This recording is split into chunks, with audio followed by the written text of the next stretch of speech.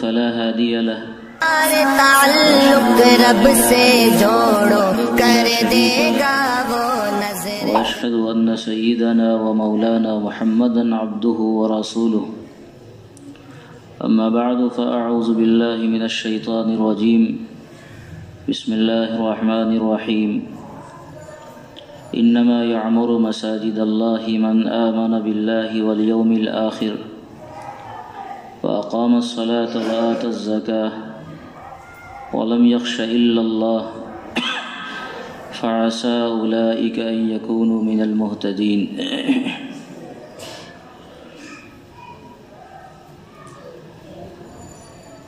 اسلام کے آنے کے بعد بھی اور اس سے پہلے بھی اس روئے زمین کی اہم ترین ضرورت بیت اللہ کی تعمیر ہے، اللہ کے گھر کی تعمیر ہے۔ چنانچہ حضرات انبیاء کرام علیہم الصلاۃ والسلام کی سیرتوں میں یہ مستقل ملتا ہے کہ انبیاء کرام علیہم السلام نے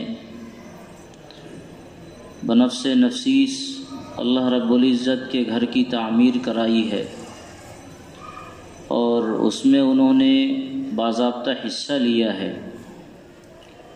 یہ کام اتنا عظیم ہے کہ اس کی عظمت کے پیش نظر سیدنا آدم علیہ السلام سے لے کر آخری نبی جناب محمد رسول اللہ صلی اللہ علیہ وسلم تک جو انبیاء دنیا میں تشریف لائے اور جن کو اس عظیم کام کے کرنے کا موقع ملا، تو انہوں نے بنفس نفیس اس کام کے اندر حصہ لیا ہے۔ اس روئے زمین کا سب سے پہلا گھر جس کو قرآن کریم نے اِنَّ أَوَّلَ بَيْتٍ وُضِعَ لِلنَّاسِ لَلَّذِي بِبَكَّةَ کہا ہے، اس کی تعمیر میں کئی نبی شریک رہے۔ سیدنا آدم علیہ السلام بھی شریک رہے، سیدنا نوح علیہ السلام بھی شریک رہے، اور پھر سیدنا ابراہیم علیہ السلام اور سیدنا اسماعیل علیہ السلام کی خانہ کعبہ کی تعمیر کا واقعہ تو بہت مشہور ہے کہ ان دونوں باپ بیٹوں نے اللہ کی اس گھر کی تعمیر کی۔ بیٹا اینٹ اٹھا کر دیا کرتے تھے اور باپ اس کی جوڑائی کا کام کیا کرتے تھے، اور جب یہ کام پائے تکمیل کو پہنچا ہے تو سیدنا ابراہیم علیہ السلام نے کوئی فخریہ جملہ نہیں کہا کہ ہم نے اللہ کا گھر بنایا، یا اور ایسی کوئی بات نہیں کہی جس سے اپنے عمل کے ریا کا کوئی اظہار ہوتا ہو، بلکہ اللہ رب العزت سے درخواست کی، ربنا تقبل منا انک انت السمیع العلیم، یا اللہ آپ اس عمل کو قبول کر لیں۔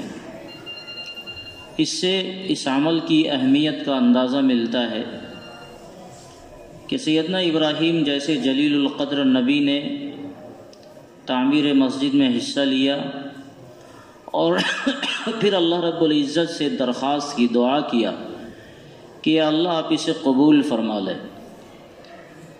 اسلام کی ایک دوسری بڑی مسجد ہے، 3 مساجد میں سے بیت المقدس، اس کی تعمیر میں بھی حضرات انبیاء کرام علیہم السلام نے حصہ لیا ہے۔ سیدنا داؤد علیہ السلام اور پھر ان کے انتقال کے بعد ان کے صاحبزادے گرامی قدر سیدنا سلیمان علیہ السلام نے اس کی تعمیر میں حصہ لیا ہے، اور ان کے زمانے میں بیت المسجد کی تکمیل ہوئی ہے۔ مرحلہ وار تو کئی بار بعد میں بھی بنایا گیا ہے، لیکن جو اصل مسجد بنی تھی ان باپ بیٹوں نے گویا بنائی، اور اسلام آنے کے بعد جناب محمد رسول اللہ صلی اللہ علیہ وسلم جب تک مکہ مکرمہ میں تشریف فرما تھے تو اس وقت مسلمانوں کو یہ موقع نہیں ملا، یہ ماحول نہیں ملا کہ کسی مسجد کی تعمیر کرائی جائے۔ حالات ایسے تھے، مسلمان کفار کے ظلم و ستم کا شکار تھے، ایک لمحہ کو انہیں سکون میسر نہیں تھا، مستقل پریشانیاں تھیں۔ جہاں کسی کو موقع ملا مسلمانوں پر ظلم ڈھاتا، مسلمان ظلم و شتم کے شکار ہو چکے تھے۔ تو اس کی وجہ سے مکی دور میں مسلمانوں کو مسجد کی تعمیر کا کوئی موقع یقیناً نہیں ملا ہے۔ اور اس زمانے میں صحابہ کرام نماز چھپ چھپا کر پڑھتے تھے، جماعتوں کا اہتمام نہیں تھا، اور اس کے علاوہ خانہ خدا بیت اللہ موجود تھا۔ تو جب موقع ملتا خدا حضور صلی اللہ علیہ وسلم کو یا صحابہ کرام کو، تو یہ حضرات کبھی اللہ کے اس عظیم گھر میں اللہ کی عبادت کرتے، یا جس کو جہاں موقع ملتا اس مقام پر وہ اللہ کی عبادت کرتے۔ بعض صحابہ کرام نے اپنے گھر میں کوئی حصہ مخصوص کر لیا تھا، اس میں وہ نماز پڑھتے۔ کبھی کسی صحابی کے مکان پر آقا صلی اللہ علیہ وسلم تشریف فرما ہوتے اور وہاں لوگوں کو جمع کیا جاتا اور پھر وہاں آپ کا خطاب ہوتا۔ لیکن جب مکہ سے ہجرت کا موقع ہوا ہے اور مدینہ منورہ آپ نے ہجرت فرمایا ہے، تو مدینہ منورہ آنے کے بعد سب سے پہلا کام جو اللہ کے رسول صلی اللہ علیہ وسلم کے دست اقدس سے رونما ہوا وہ مسجد کی تعمیر کا کام تھا۔ مسجد قباء کی تعمیر کی گئی، اور اس جو مدینہ منورہ سے 3 میل تقریباً 4-5 کلومیٹر کے فاصلے پر قباء ایک مقام ہے، بہت سے لوگوں نے دیکھ رکھا ہے۔ تو آقا علیہ الصلوۃ والسلام نے سب سے پہلے اس مسجد کی تعمیر فرمائی، اور اس شان سے مسجد کی تعمیر ہوئی ہے کہ خود اس مسجد کی بنیاد سب سے پہلی اینٹ جناب رسول اللہ صلی اللہ علیہ وسلم نے رکھا ہے۔ اس کے بعد آپ نے دوسری اینٹ سیدنا صدیق اکبر کو رکھنے کا حکم دیا، انہوں نے رکھا۔ پھر تیسری اینٹ سیدنا عمر فاروق کو رکھنے کا حکم دیا، انہوں نے رکھا۔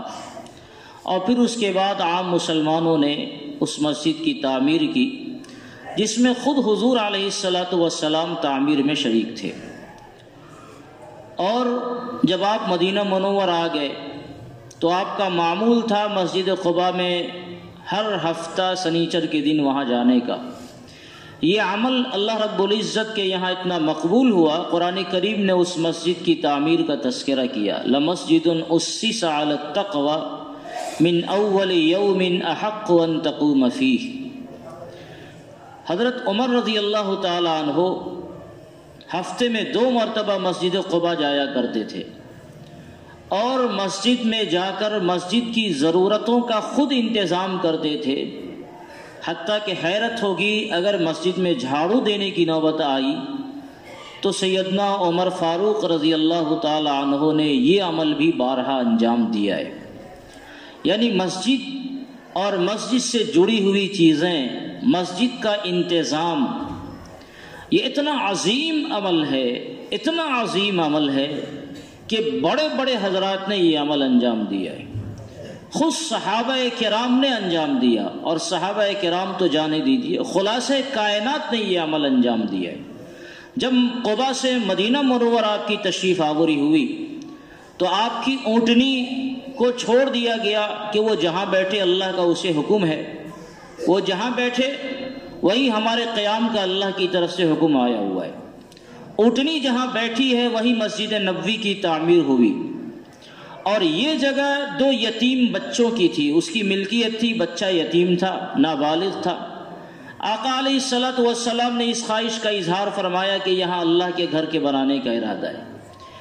یعنی مدینہ منورہ پہنچنے کے بعد حضور علیہ الصلوۃ والسلام نے سب سے پہلا ارادہ جو ظاہر فرمایا ہے وہ ارادہ اپنے گھر کی تعمیر کا نہیں بلکہ مسجد کی تعمیر کا ارادہ ظاہر فرمایا۔ اور جب یہ ارادے کا پتہ صحابہ کرام کو چلا، زمین والوں کو چلا، جو 2 یتیم بچے تھے ان کو پتہ چلا، ان کے جو ولی تھے ان کو پتہ چلا، تو یہ لوگ حضور علیہ السلام کے دربار میں تشریف لائے اور عرض کیا، یا رسول اللہ اس طرح کی اطلاع ملی ہے کہ اس زمین پر آپ اللہ کا گھر بنانا چاہتے ہیں تو یہ زمین ہماری طرف سے آپ کو ہدیہ ہے، آپ شوق سے اللہ کا گھر اس پر بناوے۔ مگر اللہ کے رسول صلی اللہ علیہ وسلم نے بلا قیمت اس زمین کو لینا مناسب نہیں سمجھا۔ زمین چونکہ یتیموں کی تھی، اس لیے بلا قیمت آپ نے لینا مناسب نہیں سمجھا، اس کی قیمت لگائی گئی 10 دینار اس کی قیمت لگی، اور یہ سعادت ملی سیدنا صدیق اکبر رضی اللہ تعالی عنہ کو۔ حضور علیہ الصلوۃ والسلام نے انہیں حکم دیا کہ یہ 10 دینار آپ ادا کر دیں، اور انہوں نے ادا کیا، اور گویا مسجد نبوی میں جب تک اللہ رب العزت کی عبادت ہوتی رہے گی، جہاں یہ ثواب عبادت کرنے والوں کو جائے گا اور لوگوں کو جائے گا، یہ سارا کا سارا ثواب سیدنا صدیق اکبر رضی اللہ تعالیٰ عنہ کے کھاتے میں جا رہا ہے کہ انہوں نے اس زمین کو خرید کر اللہ رب العزت کے رسول جناب محمد رسول اللہ صلی اللہ علیہ وسلم کے قدموں میں نچھاور کیا تھا۔ اور وہاں بھی صورتحال ٹھیک اسی طرح پیش آئی جو مسجد قباء میں پیش آئی کہ حضور علیہ الصلوۃ والسلام نے پہلی اینٹ آپ نے اپنے ہاتھ سے رکھی، پھر صدیق اکبر کو حکم دیا، پھر عمر فاروق کو حکم دیا، پھر عثمان غنی کو حکم دیا، اور ان حضرات نے اینٹ حضور علیہ الصلوۃ والسلام کے ارشاد کے مطابق رکھی ہے، اور پھر مسجد کی بنیاد پڑی، اور دوسرے صحابہ کرام نے مل کر مسجد کی تعمیر میں حصہ لیا، الگ سے کوئی مزدور نہیں رکھا گیا۔ یہی صحابہ جو دین کے داعی تھے یہی مسجد کی تعمیر کا کام بھی کر رہے تھے، اور اس میں یہ نہیں تھا کہ ہم بڑے اور ہم چھوٹے، ہر آدمی کی یہ کوشش تھی کہ ہم یہ گارا اٹھا لیں، ہم یہ اینٹ اٹھا لیں، یہ مٹی ہم اٹھا لیں۔ مسجد کی جو دیوار بنائی گئی تھی وہ اینٹ اور مٹی وغیرہ کی دیوار تھی، چھت تو بنائی گئی تھی کھجور کے تنوں کی، لیکن جو دیوار بنی تھی وہ اینٹ اور مٹیوں سے جوڑ کر یہ دیوار بنائی گئی تھی۔ اینٹ کے اٹھانے میں، مٹی کے اٹھانے میں صحابہ کرام بڑھ چڑھ کر حصہ لے رہے تھے، بعض مواقع پر خود اللہ کے رسول صلی اللہ علیہ وسلم بنفس نفیس حصہ لیتے تو صحابہ کرام عرض کرتے یا رسول اللہ یہ خدام حاضر ہیں، آپ کو یہ کرنے کی ضرورت نہیں ہے، آپ چھوڑ دیتے اور پھر دوسری جگہ سے کوئی دوسرا کام کرنا شروع کر دیتے۔ بعض صحابہ کرام ایسے بھی تھے کہ جنہوں نے اس کے تعمیر میں اتنا زیادہ حصہ لیا، اب مثال کے طور پر عام طور سے 5 اینٹ اٹھانی ہے ایک انسان کی استطاعت، بعض صحابہ کرام اپنی وسعت سے زیادہ اینٹ اٹھا کر لایا کرتے تھے۔ حضرت عمار کے بارے میں آتا ہے تو اللہ کے رسول صلی اللہ علیہ وسلم نے ان کے بدن پر جو مٹی لگتی تھی وہ اپنے دست مبارک سے جھاڑ دیا کرتے تھے، یہ بتانے کے لیے کہ مسجد کی تعمیر میں حصہ لینے والا کوئی معمولی آدمی نہیں ہوتا ہے۔ یہ جو مزدور جو مسجد کی تعمیر میں حصہ لے رہے ہیں اللہ رب العزت کی رضا کے لیے اور اپنی قربانی پیش کر رہے ہیں، یہ معمولی لوگ نہیں ہیں، ان کے پاس بھلے جیب میں پیسے نہیں ہیں لیکن اللہ نے وسعت دی، طاقت دی، اور اس طاقت کا استعمال کر کے انہوں نے اس میں حصہ لیا، تو یہ اتنے عظیم ہے کہ اگر ان کے بدن کے اوپر مٹی لگ جاتی ہے تو خود سرکار دو عالم صلی اللہ علیہ وسلم اپنے دست مبارک سے اس مٹی کو جھاڑا کرتے تھے۔ تو اتنا عظیم عمل ہے مسجد کی تعمیر کا کام، خود آپ علیہ الصلوۃ والسلام نے اس میں حصہ لیا، اور آپ نے مسلمانوں کو، انسانوں کو یہ حکم دیا کہ جہاں تمہارے علاقے ہوں وہاں سب سے پہلے اللہ کا گھر بنایا جائے، مسجد کی تعمیر کی جائے۔ یوں تو اللہ تعالیٰ نے ساری زمین اس امت کو اللہ رب العزت نے مسجد کی شکل میں تبدیل کر دیا۔ اس امت سے پہلے جو امتیں آئی تھی ان کو مسجد کے علاوہ دوسرے مقام پر نماز پڑھنے کی اجازت نہیں تھی۔ نماز پڑھنے کے لیے جو طریقہ تھا اس زمانے میں، اللہ کی عبادت کرنے کے لیے جو مسجدیں اور جگہیں متعین ہوتی وہیں آ کر ان کو نماز پڑھنی پڑتی۔ اس کے علاوہ اگر وہ کہیں چاہے پڑھیں، بازار میں کہیں جماعت کا وقت ہو گیا وہاں نماز پڑھ لیا، دکان میں وقت ہو گیا وہاں پڑھ لیا، سفر میں جا رہے کہیں وقت ہو گیا وہاں پڑھ لیا، اس کی اجازت نہیں تھی۔ مسجد کو تلاش کرنا ہے اور وہاں جا کر اللہ کی عبادت کرنی ہے۔ اس امت کو اللہ نے حضور علیہ الصلوۃ والسلام کے صدقے کئی خصوصیات عطا فرمائی جن میں ایک خصوصیت یہ بھی ہے کہ اللہ تعالیٰ نے ساری زمین کو مسجد بنا دیا. ساری زمین مسجد بنا دی گئی کا مطلب یہ ہے کہ ہمیں جہاں وقت ملتا ہے اور مسجد کہیں دور ہے تو بہت پریشان ہونے کی ضرورت نہیں ہے. آپ جہاں ہیں وہی مصلی بچھائیں اور نماز پڑھنا شروع کریں. آپ ٹرین میں ہیں تو ٹرین سے اتر کر مسجد میں جانے کی ضرورت نہیں ہے. اسٹیشنوں پر ہیں وہاں سے اتر کر مسجد کو تلاش کرنے کی ضرورت نہیں ہے. جہاں موقع ملا اللہ رب العزت کے دربار میں سجدہ ریز ہونے کا, اسی زمین پر آپ سجدہ ریز ہو جائیں. یہ زمین کل قیامت کے دن گواہی دے گی کہ یا اللہ یہ بندہ فلاں وقت میں ہماری پشت پر آپ کے سامنے سجدہ ریز ہوا تھا. تو یہ خصوصیت اس امت کو برتی گئی. اس کے باوجود بھی حضور علیہ الصلوۃ والسلام نے مسجد کی تعمیر کا حکم دیا. امر رسول اللہ صلی اللہ علیہ وسلم ببناء المسجد, روایت کے الفاظ فی الدور, کہ علاقوں میں, محلوں میں جہاں جہاں مسلمانوں کی آبادی ہے ان مقامات میں مسلمان مسجدوں کی تعمیر کریں. اور اسی لیے صحابہ کرام کو جب دنیا میں پھیلنے کا موقع ملا, اسلام پوری دنیا میں, عرب کے باہر جب اسلام نکلا ہے تو جہاں جہاں مسلمان گئے مسلمانوں نے مسجد کی تعمیر کا کام شروع کیا. ہمارے ہندوستان میں کیرلا کے علاقے میں ایک جگہ ہے, صحابہ کرام کی بنائی ہوئی مسجد آج بھی موجود ہے. اس مسجد کے بارے میں کہا جاتا ہے کہ صحابہ کرام کا جو قافلہ کیرلا کی طرف آیا انہوں نے مسجد بنائی اور شاید وہ ہندوستان کی سب سے پہلی مسجد ہے. حضرت عمر رضی اللہ تعالیٰ عنہ اپنے زمانے میں جو تاریخ میں درج ہے, ریکارڈ میں آیا ہوا ہے, اس کی تعداد میں بتا رہا ہوں. جو ریکارڈ میں نہیں آیا وہ خدا ہی جانتا ہے وہ کتنا ہے. جو ریکارڈ میں آیا کہ سیدنا عمر فاروق رضی اللہ تعالیٰ عنہ نے اپنے زمانے خلافت میں 6000 کے آس پاس جامع مسجد کی تعمیر کروائی تھی. مسلمان جہاں گئے انہوں نے حکم دیا کہ سب سے پہلے وہاں اللہ کے گھر کی تعمیر کی جائے. یہ کام ہی اتنا عظیم تھا. یہ مسجد کی جو زمین مسجد کے اندر آ گئی, روایتوں میں آتا ہے کہ وہ سب سے بہتر مقامات اللہ رب العزت کی نگاہ میں ہے. اور جب کل قیامت قائم ہوگی تو پوری زمین فنا کر دی جائے گی, ساری کائنات فنا ہوں گی, اس میں دنیا جہان بھی فنا ہوں گی, ہم آپ جو بچے ہوں گے وہ بھی فنا ہوں گے, پوری زمین فنا ہو جائے گی. لیکن مسجد کی جو زمینیں ہیں ان سب کو آپس میں ملا کر ایک جگہ کر دیا جائے گا. وہ کیا ہوگا؟ بعض روایتوں سے یہ پتہ چلتا ہے کہ مسجدوں کی جو زمین ہے یہ ساری زمین اٹھا کر اللہ تعالیٰ جنت میں ڈال دیں گے. یہ اتنا اہم مقام اور اتنی عظیم جگہیں ہیں, اور اسی لیے سرکار دو عالم صلی اللہ علیہ وسلم نے یہ خوشخبری سنائی کہ جو آدمی مسجد کی تعمیر میں حصہ لیتا ہے, من بنا للہ مسجدا بنا اللہ لہ بیتا فی الجنہ. روایت کے الفاظ مختلف کتابوں میں مختلف الفاظ آئے ہوئے ہیں. ایک نارمل الفاظ یہ ہے, کہیں اس میں کچھ اضافہ ہے, کہیں اس میں کچھ آگے پیچھے ہے. سب کا خلاصہ یہ ہے کہ جو اللہ کے لیے مسجد بنائے گا اللہ تعالیٰ اس کے لیے جنت میں گھر بناتے ہیں. اور بعض روایت میں ہے کہ اسی جیسا گھر بناتے ہیں, بعض میں ہے کہ اس سے افضل گھر بناتے ہیں. ایک آدمی دنیا میں مسجد بناتا ہے, اللہ تعالیٰ اگر جنت میں اس کا گھر اسی مسجد جیسا بھی بنا دیں گے تو مسجد کا جو ایریا ہوگا جنت میں ہمارا جو گھر بنے گا مسجد جیسا, تو اس جیسا کا مطلب تھوڑے ہے کہ وہاں اسی مٹی کے اینٹ سے جوڑائی ہوگی یا اسی سیمنٹ کے اینٹ سے جوڑائی ہوگی. جنت کا جو محل بن رہا ہے وہ تو سونے چاندی کی اینٹوں کا ہوگا, ہیرے جواہرات وہاں جڑے ہوئے ہوں گے, نہ جانے کیسے کیسے منقش چیزیں وہاں موجود ہوں گی, کس طرح روغن پینٹ کیا جائے گا وہ خدا ہی جانتا. اور اتنی بڑی مسجد 2 کٹھا 4 کٹھا میں تھوڑے بنے گی.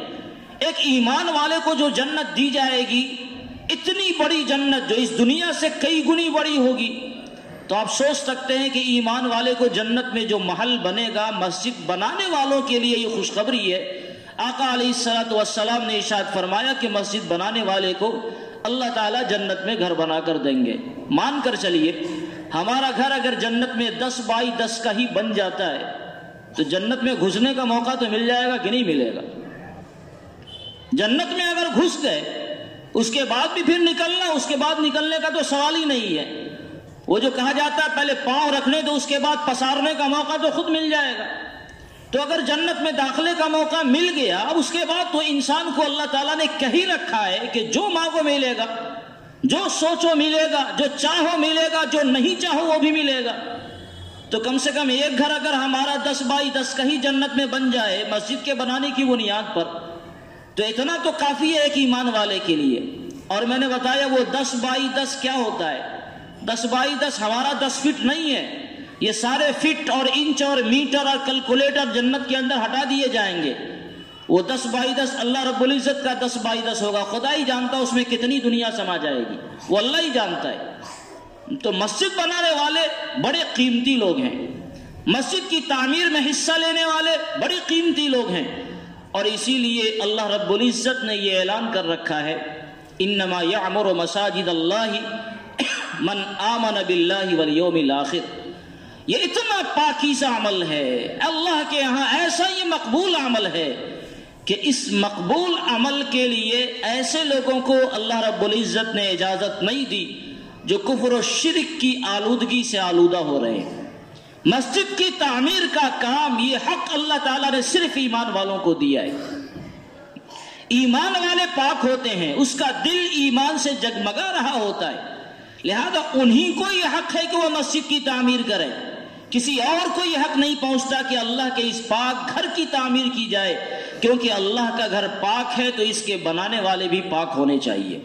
اور اللہ کی نگاہ میں پاک لوگ کون ہیں؟ من آمن باللہ والیوم الآخر، جو آدمی اللہ پر ایمان لائے، قیامت پر ایمان ہو، واقام الصلاۃ وآت الزکاۃ، نماز قائم کرنے والا ہو، زکوٰۃ دینے والا ہو، ولم یخش الا اللہ، اور صرف وہ اللہ رب العزت سے ڈرنے والا ہو۔ اور مسجد کی تعمیر میں حصہ لینا یہ نہیں ہے کہ پوری مسجد آدمی بنا دی جائے، لاکھوں کی مسجد بنتی ہے، کروڑوں کی مسجد بنتی ہے۔ بعض روایت کے الفاظ ہیں کہ چڑیے کا جو گھونسلہ ہوتا ہے جس میں وہ انڈا دیا کرتا ہے، کتنی جگہ ہوگی اس کو انڈا دینے کے لیے، اور بعض روایت کے الفاظ میں یہ ہے کہ اس سے بھی کم جگہ کے مقدار میں اگر کوئی آدمی مسجد کی تعمیر میں حصہ لیتا ہے تو اللہ تعالیٰ اس کو بھی یہ فضیلت عطا فرماتے ہیں کہ جنت میں اس کا گھر بناتے ہیں۔ میں یہ کہنا چاہ رہا ہوں کہ مسجد کی تعمیر یہ ایک بڑا کام ہے، اور صرف مسجد کا مطلب مسجد ہی نہیں ہے، مسجد کا ہمارا جو ایریا اتنا ہی نہیں، مسجد کے جو لوازمات ہیں، اس کے لیے استنجا خانہ بنانا، اس کے لیے وضو خانہ بنانا، اس کی باؤنڈری کا انتظام کرنا، اس کے اور دوسرے لوازمات بنانا، جیسے مسجد کو پانی کی ضرورت ہے، زمانہ پرانا ہے، کنواں بنا دینا، تو کنواں مسجد کے اندر نہیں رہے گا، وہ باہر رہے گا۔ مسجد کے جو لوازمات جس میں مسجد کی ضرورتیں پوری ہوتی ہوں، نمازی آتے ہوں اپنی ضرورت پوری کرتے ہوں، نماز کے لیے وہ تیار ہوتے ہوں، ان سب کا ثواب اتنا ہی ہے جو تعمیر مسجد کا ثواب ہے۔ تو یہ کام کوئی چھوٹا نہیں ہے، بہت بڑا عمل ہے اگر کوئی بندہ اللہ رب العزت کے گھر کی تعمیر میں حصہ لیتا ہے۔ میں آج اصل میں تھوڑی توجہ دلانا چاہتا ہوں اس مسجد کی تعمیر کی طرف۔ یہ مسجد اللہ رب العزت کے فضل و کرم سے جامع مسجد کی حیثیت اختیار کر گئی، اور حضرت قاضی صاحب نور اللہ مرقدہ کی محنتوں سے پورے علاقے کا نہیں بلکہ ضلع کا یہ مسجد مرکز بنی ہوئی ہے۔ اس کی ضرورتیں روز افزوں ہیں، روزانہ اس کی ضرورتوں میں اضافہ ہوتا ہے۔ آج سے تقریباً 3 سال پہلے دوسری منزل کی تعمیر کا آغاز ہوا تھا۔ حالات کتنے پرخطر تھے یہ آپ کو ہم سب کو معلوم ہے، لیکن اللہ تعالیٰ نے محض اپنے فضل و کرم سے ہمیں آپ کو اس کی توفیق دی، اور ہم سب نے بڑھ چڑھ کر حصہ لیا اتنے ناگفتہ حالات میں، جس میں ایک روٹی کا لقمہ حاصل کرنا انسان کے لیے دشوار نہیں مشکل ترین ہو گیا تھا۔ ان مشکل حالات میں اللہ تعالیٰ نے اگر اس گھر کی تعمیر کی تکمیل فرما دی ہے تو اس کا مطلب یہ ہے کہ اللہ تعالیٰ نے ہم سب کا انتخاب فرما رکھا ہے۔ اللہ کے یہاں ہماری بڑی حیثیت ہے، قابل مبارکباد ہے وہ لوگ جن کو اللہ تعالیٰ یہ توفیق دیتا ہے کہ مسجد میں تمہارا مال لگ جائے، اگر مال نہیں تمہاری جان لگ جائے۔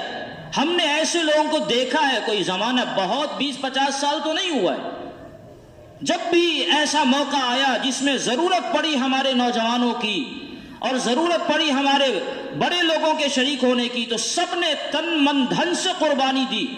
وہ وقت بھی یاد ہے جب مسجد کا مینارہ ٹوٹ رہا تھا اور اس وقت ضرورت پڑی کہ اپنے نوجوانوں کو اس میں شریک کیا جائے، سب لوگ جی جان لگا کر شریک ہو رہے تھے۔ ڈھلائی میں سب لوگوں نے جی جان لگا کر شریک ہوا۔ ابھی 2-3 دن سے یہ باؤنڈری کا کام چل رہا ہے، کیا بچے اور کیا جوان اور کیا بوڑھے، جب جس کو بلایا گیا وہ شریک ہو رہے. یہ ایک جذبہ ہے، اور اللہ تعالیٰ اس جذبے کو قبول کرے. ہم لوگ کام کریں ریا کے لیے نہیں کریں، بس اس لیے کہ اللہ کا گھر بن رہا ہے، اللہ کا حکم ہے، اللہ نے اس کے لیے جنت کا وعدہ کر رکھا ہے. اس امید میں دنیا ہمیں کیا کہے، چھوڑ دیجیے اس کو، دنیا کیا کہتی ہے. دنیا ہمیں ہمارے کاموں کا صلہ دے نہ دے، ہمیں اس کی نہ ضرورت ہے اور نہ اس کی طرف ہم دیکھنے والے ہیں، نہ اس کی لالچ ہے. جس ذات کے لیے ہم کام کر رہے ہیں وہ ذات خوش ہو جائے، راضی ہو جائے، قبول کر لے، بس پیا کو پسند آ جائے، بس اتنا ہی کافی ہے. تو ہم سب نے جس طرح حصہ لیا اور جس جذبے کے ساتھ حصہ لیا، صلے کی پرواہ کیے بغیر حصہ لیا، کسی کو دکھاوے بغیر حصہ لیا، یہ اس لیے کیا کہ ہمارے دل میں ایمان کی شمع جل رہی ہے. کسی کو ضرورت پڑتی ہے کوئی اینٹ صاف کرنے میں لگ جاتا ہے، کسی کو ضرورت پڑتی ہے کوئی گاڑا مٹی اٹھانے میں لگتا ہے، کسی کو ضرورت پڑتی ہے کوئی سامان ادھر ادھر کرنے میں لگتا ہے.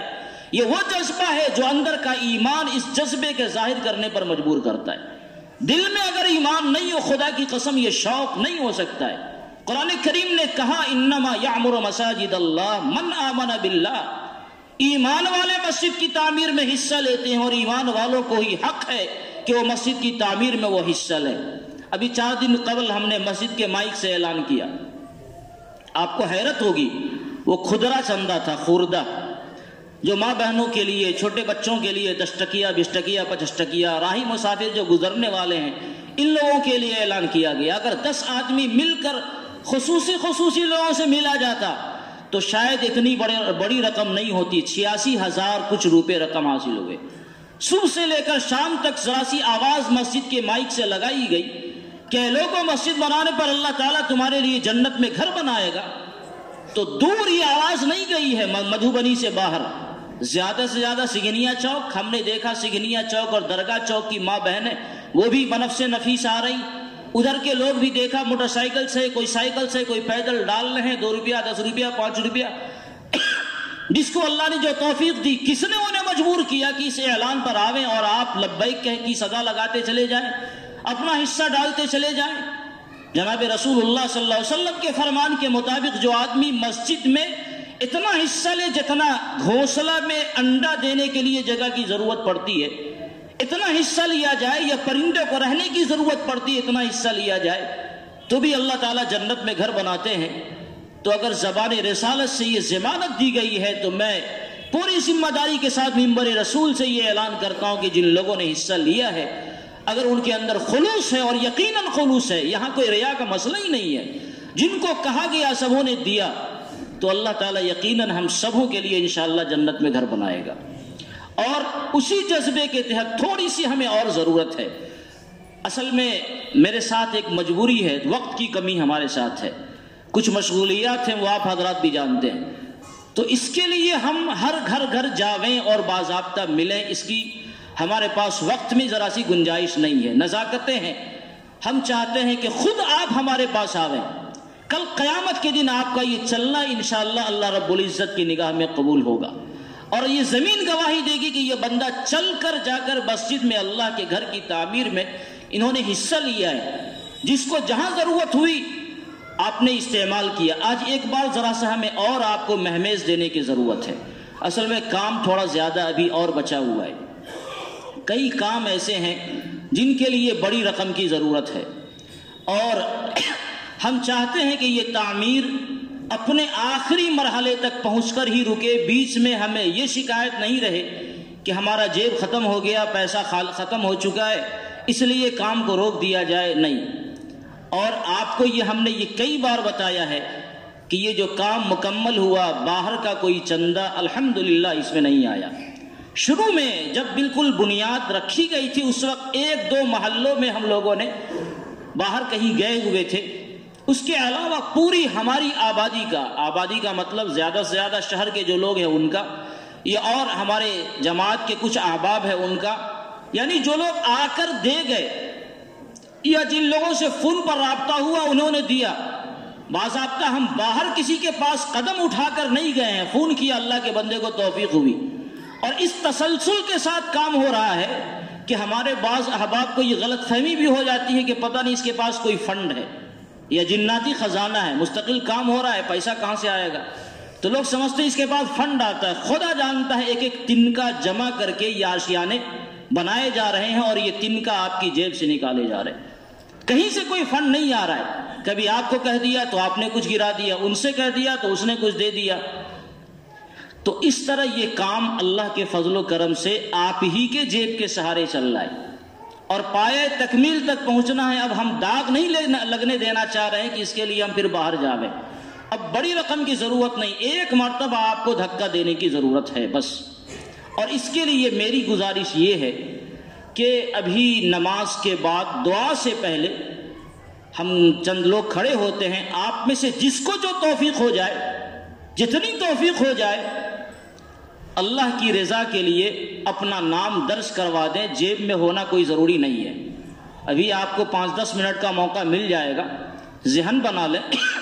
اور جس کو جو توفیق ہوتی ہے 1000 500 2000 5000 10000 جس کو جو توفیق مل جائے ابھی لکھوا دیں، اور اگر نہیں سمجھ میں آتا ہے تو گھر میں مشورہ کر لیں، نماز کے بعد لکھوا دیں، کسی وقت 1-2 گھنٹے میں آج کل میں لکھوا دیں۔ اور یہ رقم ہمیں 1 ہفتے کے اندر اگر آپ دے دیتے ہیں تو انشاءاللہ ہمیں بڑی سہولت ہوگی۔ رنگائی میں اچھا خاصا پیسہ تقریباً لگنا ہے، ابھی 1 لاکھ کا رنگ آیا ہے اور خدا ہی جانتا ہے ابھی کتنا اور آئے گا، اس کی مزدوری ہے، اور پھر اس کے علاوہ وائرنگ کا کام ہے، پنکھا وغیرہ ہے، نہ جانے کیا کیا ہے۔ اور اللہ تعالیٰ نے اگر توفیق دی تو ہمارا ارادہ تو اور بھی بہت کچھ آگے ہے۔ خامخواہ بول کر اپنا وقت ضائع کرنے کی ضرورت نہیں ہے، بس دعا کیجئے کہ اللہ تعالیٰ ہمیں صحت بھی دے، توفیق بھی دے اور قبول بھی کر لے۔ ہم چاہتے ہیں کہ مسجد کی کوئی بھی ضرورت جو نظر آ سکتی ہو وہ ضرورت پوری ہو جائے، اور کام اتنا پختہ ہو کہ کم سے کم 40-50 سال تک پھر مسجد میں کسی کام کی ضرورت نہیں ہو۔ صرف ریپیرنگ کر دینا اور پلاسٹر مار دینا ہم یہ نہیں چاہتے ہیں، چاہتے ہیں کہ کام کوئی پختہ ہو۔ یہ جو عمارت ہے اس کی جو پچھلا جو پلاسٹر ہے پورا جگہ جگہ سے خراب ہو چلا تھا، ظاہر ہے پورا 30 سال ہو گئے اس کو پلاسٹر کے، تو اب ضرورت پڑی اس کی ریپیرنگ کی۔ ریپیرنگ کے لیے جب ہم نے جگہ جگہ اس کو توڑوایا، اس حصے میں بھی توڑا تو دیکھا کہ کچھ جگہ ٹھیک ہے کچھ جگہ خراب ہے۔ مستری نے کہا جو جگہ ٹھیک ہے اس کو چھوڑ دیتے، لیکن اب میری طبیعت نے گوارا نہیں کیا کہ اب یہاں پرانا پلاسٹر رہے یہاں نیا رہے، پھر یہاں پرانا رہے یہاں نیا رہے، تو 10 سال کے بعد کیا ہوگا؟ جو پرانا پلاسٹر ہے پھر وہ خراب ہو جائے گا، اس کی ریپیرنگ کی بھی ضرورت پڑے گی۔ تو پھر مشورہ کیا ہم نے اپنے احباب سے، سوچا کہ پوری پلاسٹر کو ہی ختم کر دیا جائے، اثر نو پلاسٹر ہو جائے۔ ظاہر اس میں تھوڑی سی محنت لگی، تھوڑی قربانی دینی پڑی، تھوڑا پیسہ لگا، لیکن کیا ہوا؟ ایک کام پائیدار ہو گیا۔ اب شروع سے لے کر نیچے تک مکمل نیا پلاسٹر ہوا، تو انشاءاللہ 30-40 سال تو مزید یہ جھیل لے گا، پھر نیا کام کرنے کی کسی کو ضرورت نہیں پڑے گی۔ اور یہ سب کیوں ہو رہا ہے؟ کیونکہ نمبر 1 اللہ رب العزت کا فضل یقیناً ہمارے ساتھ شامل حال ہے، نمبر 2 آپ حضرات کا اعتماد ہمارے اوپر ہے، اللہ رب العزت کا خاص کرم ہے، آپ کا شکریہ ادا کرتے ہیں۔